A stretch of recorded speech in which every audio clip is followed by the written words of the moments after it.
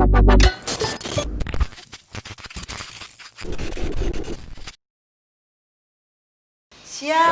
jemaat yang dikasihi Tuhan. Hari ini kita masih pada bulan keluarga. Bersyukur hari lepas hari Allah senantiasa memelihara setiap keluarga. Mari kita membawa seisi rumah kita untuk sujud menyembah Tuhan seraya memohon berkat dan perlindungannya.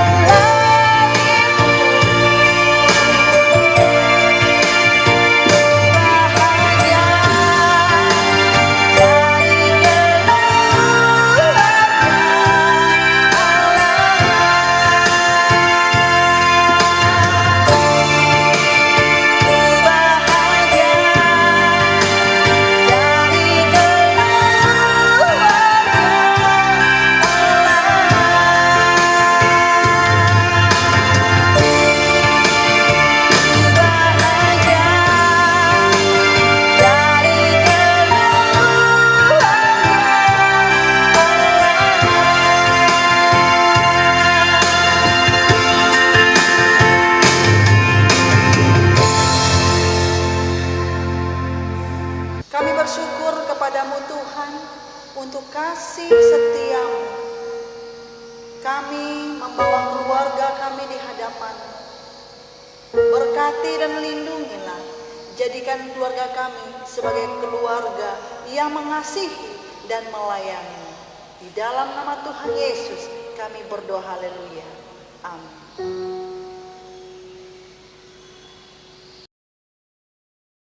Bapak, Ibu, saudara-saudari yang terkasih, kita akan diberkati dengan firman Tuhan. Mujizat Tuhan selalu disediakan bagi setiap kita. Ketika Tuhan berfirman, maka semuanya akan terjadi seturut dan kehendak rencananya. Bagi Tuhan tidak ada yang mustahil.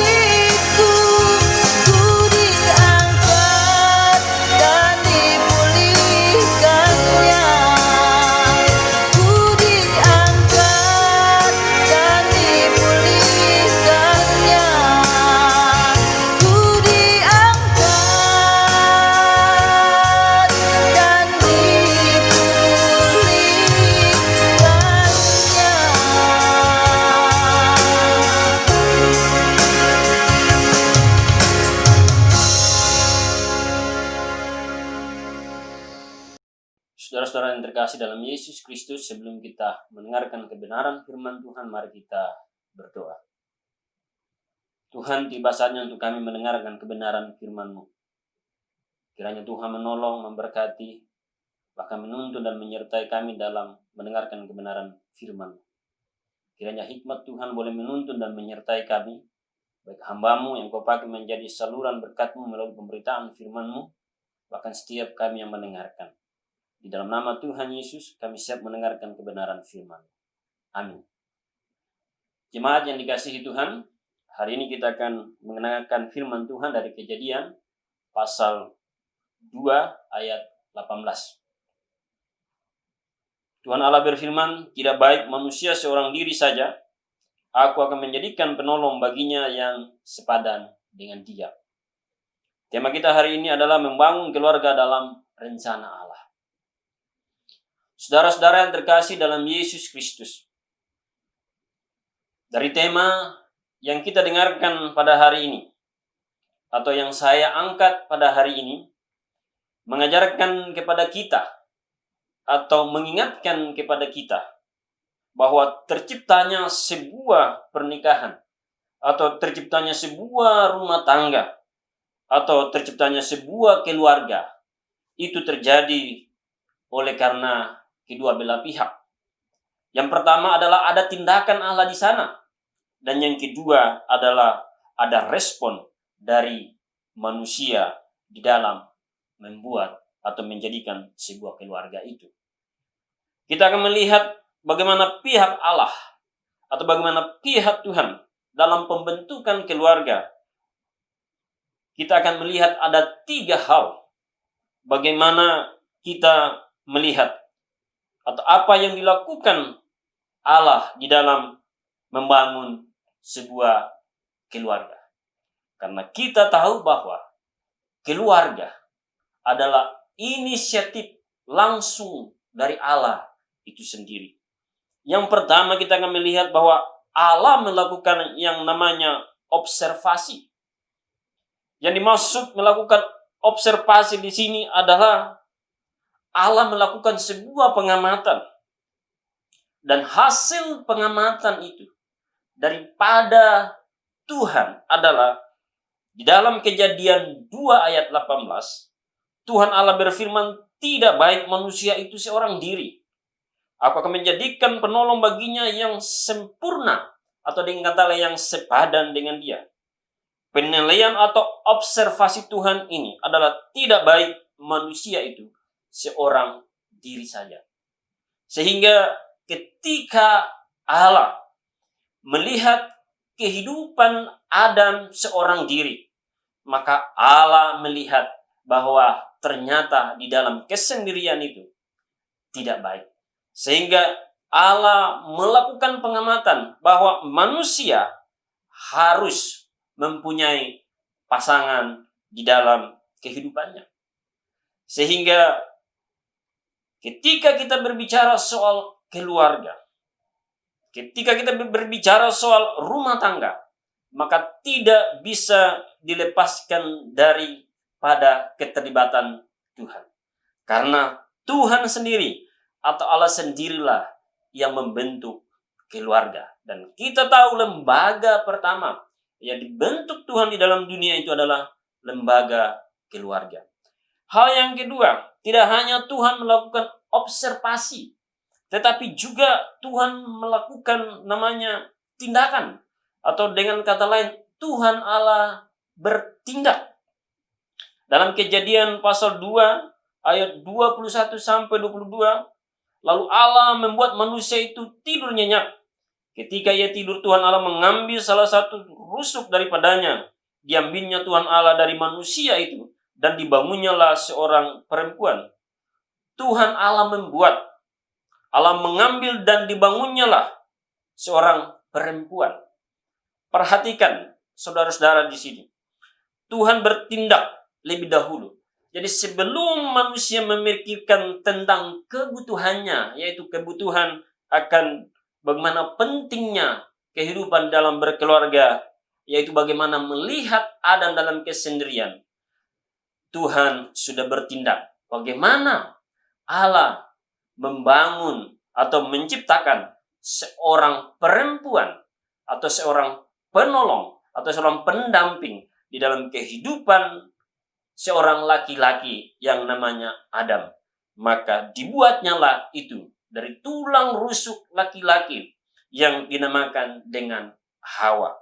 Inilah tindakan Tuhan. Jadi sekali lagi jemaat yang dikasihi Tuhan, bahwa keluarga itu Allah sendiri yang berinisiatif, Allah sendiri yang bertindak, yang menunjukkan bahwa Tuhan, sekali lagi, Tuhan betapa mempedulikan akan kehidupan keluarga kita. Tidak hanya di situ saja, tetapi di sini juga ada kata penolong, sehingga Tuhan bermaksud bahwa suami istri akan dapat saling menolong seorang akan yang lain dan menghadirkan mereka di dalam sebuah keluarga. Jadi sekali lagi bahwa betapa pentingnya keluarga, dan keluarga itu adalah Allah bertindak di dalamnya. Hal yang ketiga yang ingin kita pelajari dari sini, bahwa tidak hanya Allah memberikan semacam pengamatan, observasi, atau bagaimana Tuhan bertindak, tetapi juga Allah menghadirkan di sini. Kejadian 2 ayat 22, di sana firman Tuhan berbicara dari rusuk yang diambil Tuhan Allah dari manusia itu dibangunnya seorang perempuan, lalu dibawanya kepada manusia itu. Sekarang di sini kita melihat apa yang sudah dijadikan tindakan Tuhan. Dia menghadirkan, dia mempresentasikan di hadapan manusia itu bahwa Tuhan membawakan seorang perempuan kepada laki-laki. Di sini dijelaskan kepada kita bahwa ketika Allah mengamati, ketika Allah bertindak di dalam keluarga juga, bagaimana Tuhan menghadirkan seorang penolong, seorang perempuan. Laki-laki diciptakan, perempuan diciptakan supaya membentuk sebuah keluarga yang berdasarkan cinta dan rencana Allah di tengah-tengah kehidupannya. Sehingga bisa dikatakan maka laki-laki yang tidak sempurna. Maksudnya di sini bahwa ketika melihat manusia itu seorang diri belumlah sempurna, maka dihadirkan seorang perempuan yang kita sebut sebagai penolong supaya kesempurnaan itu lengkap. Sehingga jemaat yang dikasihi Tuhan, siapapun yang hadir di dalam kehidupan kita di tengah-tengah keluarga kita, suami kita, istri kita, bahkan anak-anak kita, sekali lagi Allah turut bekerja di dalam keluarga itu. Nah, bagaimana dengan pihak manusia? Pihak Allah, bagaimana Allah mengamati bahwa manusia itu tidak baik seorang diri. Sesudah itu Allah bertindak, bagaimana dia menghadirkan, dan bagaimana kita sebagai respon manusia. Di sini saya mencatat ada beberapa hal atau ada 2 poin yang menjadi respon manusia terhadap kehidupan di dalam keluarga. Saudara-saudara yang terkasih dalam Yesus Kristus, ketika Allah bertindak, ketika Allah menghadirkan akan kehidupan keluarga di tengah-tengah kehidupan kita, maka kita sebagai pihak manusia ada beberapa hal yang kita harus lakukan. Yang pertama, manusia harus menerima. Maksudnya adalah menerima pasangan di dalam kehidupannya. Manusia harus menerima apa yang Tuhan berikan. Kejadian 2 ayat 23 firman Tuhan berbunyi, lalu berkatalah manusia itu, inilah dia tulang dari tulangku dan daging dari dagingku. Ia menamai perempuan sebab ia diambil dari laki-laki. Saudara-saudara, kata-kata ini secara implisit menunjukkan bahwa Adam menerima dengan senang hati apa yang Tuhan berikan kepadanya. Atau dengan kata lain, perempuan yang diantarkan Tuhan kepada Adam, Adam menerima dengan segenap hati.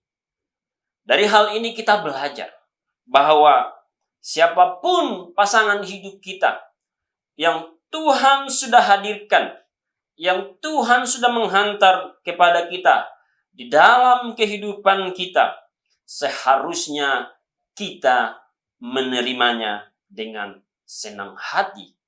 Mengapa demikian? Karena Tuhanlah yang memberikan itu. Jadi apapun kelemahan istri kita, suami kita, seharusnya kita menerima. Baik kelemahan, baik kekurangan di tengah-tengah keluarga kita. Baik itu suami dan istri. Seharusnya kita menerima. Oleh karena itulah yang Allah berikan kepada kita. Kita tidak hanya menuntut atau melihat kelebihan atau kesempurnaan dalam pasangan kehidupan keluarga kita atau pasangan hidup kita. Tetapi seharusnya kita menerima dia dengan senang hati.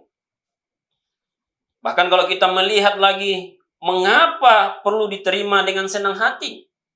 Karena perempuan itu berasal dari dirinya sendiri. Mengapa Adam dengan senang hati menerima Hawa? Karena Hawa adalah dari dirinya sendiri. Tulang dari tulangku, daging dan dari dagingku. Seharusnya pasangan hidup kita, seharusnya kita menerima dia. Adam memberi nama sama seperti memberikan nama semua binatang. Dan sekarang ia memberikan nama makhluk baru itu, yaitu perempuan. Ini menunjukkan betapa sukacitanya seorang Adam menerima Hawa. Maka Tuhan Allah yang berinisiatif membuatnya, menyediakannya, menghantarnya. Tugas kita manusia adalah menerimanya dengan senang hati. Saudara-saudara, bahkan jemaat yang dikasihi Tuhan, di dalam keluarga kita, saya percaya siapapun kita yang sudah berkeluarga, bahkan yang akan membentuk keluarga, maka hal yang pertama dan utama yang kita harus lakukan adalah mari kita menerima pasangan hidup kita dengan segala kelebihan dan kekurangannya. Kalau hal demikian kita lakukan, maka kita akan menjadi keluarga di dalam rencana Allah. Keluarga yang berdasarkan rencana Allah dan dibangun dalam rencana Allah. Karena kalau tidak demikian, maka akan ada penolakan. Bisa saja ketika kita menjalani sebuah hubungan keluarga, suami bisa menolak istri yang tidak menerima karena melihat kekurangan-kekurangannya. Sebaliknya istri demikian, ketika dia melihat kekurangan-kekurangan suaminya, dia bisa menolak. Bahkan anak-anak demikian juga bisa saja menolak orang tuanya oleh karena hanya melihat kekurangan-kekurangan. Tapi hari ini kita melihat bahwa istri yang kita punya, suami yang kita punya, anak-anak yang kita punya, ingatlah, semuanya itu Tuhan yang menghantar kepada kita. Kita harus menerima dengan senang hati seperti yang dilakukan Adam terhadap Hawa.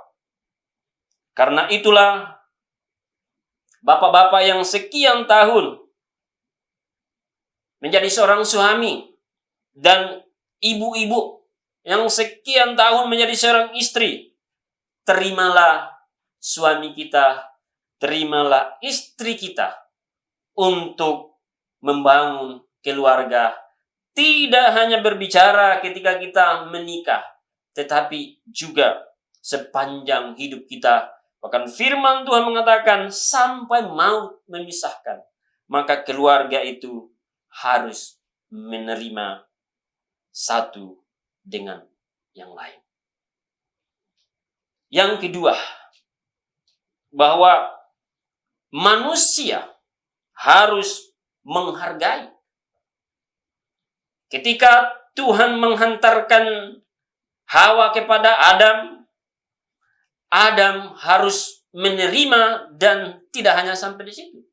Tapi dia harus menghargai karena Tuhanlah yang memberikan itu. Perhatikan dalam Kejadian pasal 2 ayat 23. Lalu berkatalah manusia itu, inilah dia tulang dari tulangku dan daging dari dagingku. Ia menamai perempuan sebab ia diambil dari laki-laki. Kalimat ini tulang dari tulangku, daging dari dagingku adalah puisi pertama di dunia ini. Kapan puisi ini dibuat? Ketika Adam melihat Hawa. Artinya adalah bahwa ketika Tuhan menghadirkan Hawa di tengah-tengah kehidupan Adam, maka Adam menghargai. Sebaliknya, Hawa juga menghargai akan pasangan hidupnya. Saudara-saudara yang terkasih dalam Yesus Kristus, salah satu yang bisa membuat kehancuran dalam membangun rumah tangga adalah ketika kita tidak saling menghargai. Ada yang merasa lebih hebat. Bisa saja suami merasa lebih hebat dan tidak menghargai istrinya. Sebaliknya, istri juga bisa merasa hebat dari suaminya. Ingatlah, kalau hal yang demikian kita lakukan dalam membangun rumah tangga, atau mungkin hal-hal ini kita sudah lakukan sepanjang kita membangun rumah tangga, apakah saudara yang akan memulai rumah tangga atau sudah menjalani, baik itu yang mungkin baru menjalani dan yang akan menjalani sekian lama, maka hal yang utama yang harus kita ingat adalah hargailah pasangan hidupmu. Jadi saudara-saudara yang terkasih dalam Yesus Kristus, jadi suami dan istri saling menghargai karena Tuhan berinisiatif untuk mempertemukan.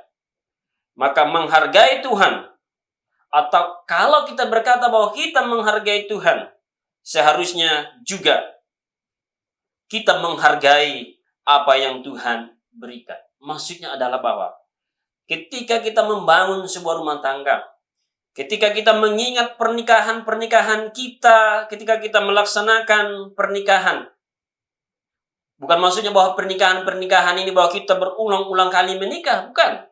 Tapi yang dimaksudkan di sini adalah bahwa kita mengingat akan janji, akan komitmen ketika kita awal memulai kehidupan rumah tangga kita. Maka yang ada di sana adalah bagaimana kita saling menghargai. Maka suami harus menghargai istri dan istri harus menghargai suami. Bahkan anak-anak harus menghargai orang tua dan orang tua harus menghargai akan anak-anak dan sebaliknya. Mengapa demikian? Mengapa kita harus menghargai? Karena Allah sendirilah yang mempertemukan. Allah sendirilah yang menghadirkan. Maka tugas kita sekali lagi, kita harus menghargai akan pasangan kita di dalam kehidupan rumah tangga kita. Sekali lagi bahwa ketika kita tidak saling menghargai, ketika kita tidak saling menghormati, maka akan terjadi hal-hal yang buruk di tengah-tengah keluarga kita. Kenapa bisa terjadi perceraian? Kenapa bisa terjadi pertengkaran? Oleh karena kita tidak saling menghargai. Jemaat yang dikasihi Tuhan, kalau selama ini kita menjalani kehidupan kita, mungkin suami tidak lagi menghargai istri, sebenarnya istri tidak lagi menghargai suami, atau anak tidak lagi menghargai orang tua, maka melalui kebenaran firman Tuhan saja menghormati, Tuhan yang merencanakan, Tuhan yang berinisiatif untuk merancang sebuah kehidupan keluarga. Seharusnya kita menghargai akan kehidupan keluarga di tengah-tengah kehidupan kita. Jemaat yang dikasihi Tuhan, membangun keluarga dalam rencana Allah. Maka satu hal yang ingin saya tekankan bahwa pernikahan yang sejati adalah pernikahan yang dibangun dalam rencana Allah. Mengapa demikian? Oleh karena Allah lah yang membentuk, Allah lah yang merencanakan. Para pemuda-pemudi, para remaja, ingatlah bahwa ketika saudara-saudari suatu saat membentuk rumah tangga, maka ingatlah bahwa pernikahan itu, keluarga itu, Allah yang membentuk. Maka sebaiknya dan memang seharusnya saudara harus diberkati dalam gereja. Karena membangun keluarga di dalam Tuhan, maka harus datang kepada Tuhan. Dan bagi kita yang sudah berkeluarga, yang sudah menikah, ingatlah, pernikahan bukan hal yang main-main. Pernikahan bukan hal yang dicoba-coba. Tapi pernikahan itu adalah rencana Allah. Maka kita yang sudah menikah dan sementara menjalani kehidupan rumah tangga kita, bahkan mungkin yang akan masuk dalam kehidupan rumah tangga yang baru, ingatlah bahwa semua itu dalam rencana Allah. Dan kiranya kita semua yang di dalam kehidupan kita, dalam bulan-bulan keluarga ini, firman Tuhan begitu banyak mengingatkan kita, mengevaluasi kita supaya kita membangun lagi kembali keluarga kita, keluarga yang berdasarkan takut akan Tuhan, atau keluarga yang berdasarkan akan cinta kasih Tuhan di tengah-tengah kehidupan kita. Kenapa demikian? Karena pernikahan, keluarga, Allah lah yang membentuk. Maka manusia harus menghormati dan menghargai. Dan firman Tuhan berkata bahwa apa yang telah dipersatukan oleh Tuhan, keluarga yang sudah dibentuk oleh Tuhan, tidak boleh diceraikan atau dipisahkan oleh manusia. Maksudnya apa? Bahwa keluarga itu adalah betul-betul penting di dalam kehidupan kita. Maka mungkin saja ada saudara-saudara atau jemaat Tuhan yang mulai memikirkan untuk menceraikan atau meninggalkan pasangan. Ingatlah, Tuhan tidak pernah mengizinkan perceraian di kehidupan atau di iman Kristen kecuali mau yang memisahkan. Sehingga jemaat yang dikasihi Tuhan, saudara-saudara yang dikasihi oleh Tuhan, mari kita menghormati pernikahan kita. Marilah kita menghormati keluarga kita. Dan marilah kita membangun keluarga kita. Keluarga yang dibangun di dalam rencana Allah dan di dalam cinta kasih Tuhan. Amin. Kita berdoa. Terima kasih Tuhan untuk kebenaran firman-Mu. Hamba-Mu terbatas menyampaikan, tapi kiranya Roh Kudus menjelaskan itu di dalam hati kami, sehingga kami sungguh mengerti betapa pentingnya akan keluarga atau rumah tangga di tengah-tengah kehidupan kami. Ajar kami ya Tuhan untuk boleh mengerti dan memahami akan rencana Allah di tengah-tengah keluarga kami. Kami bersyukur untuk pemberitaan firman-Mu dan kiranya ya Tuhan Engkau menolong, memampukan kami untuk boleh mengaplikasikan itu di dalam kehidupan kami. Di dalam nama Tuhan Yesus kami bersyukur untuk pemberitaan firman. Amin. Saudara-saudara yang terkasih dalam nama Tuhan Yesus, mari kita menerima berkat. Kasih dari Allah Bapa, kasih karunia dari Tuhan kita Yesus Kristus, serta persekutuan di dalam Roh Kudus menyertai, memelihara dan melindungi kehidupan kita saat ini, kekal selama-lamanya. Amin.